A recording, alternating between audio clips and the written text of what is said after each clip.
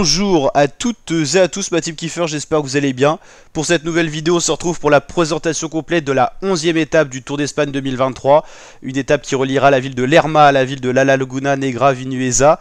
Donc une arrivée, une montée sèche, sachant qu'il n'y a pas d'autre col dans la journée. En première catégorie, pour une explication entre les principaux favoris. Sprint intermédiaire toujours tardif sur le parcours dans la ville de Vinuesa, au pied de la seule difficulté de la journée. On arrivera à 1285 mètres d'altitude, étape assez courte, 160 km, qui devrait normalement voir une échappée aller s'imposer et voir deux courses dans la course. Une course pour la victoire d'étape avec certainement une échappée de 10, 15, 20 coureurs, voire peut-être même plus. On a juste eu jusqu'à 40 coureurs en échappée sur cette Vuelta. Je pense que là au niveau du général, on va moins laisser partir du côté de la Jumbo, de la UAE ou de la Quick-Step, l'équipe de Remco. Mais on pourra avoir une quinzaine, une vingtaine de coureurs pas bien classés au général qui pourraient prendre l'échappée, se jouer la victoire d'étape pour les plus forts.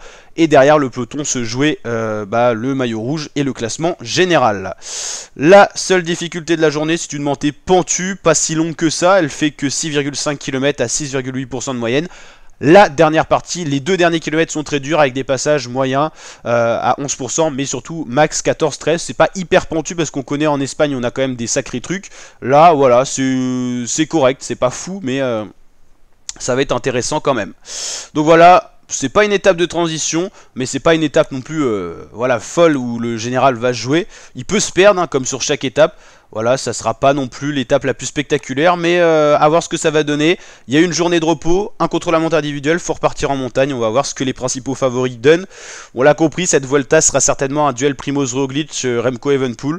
À voir si ça se confirme sur cette étape-là. N'hésitez pas à liker la vidéo, le petit pouce bleu si la vidéo vous a plu.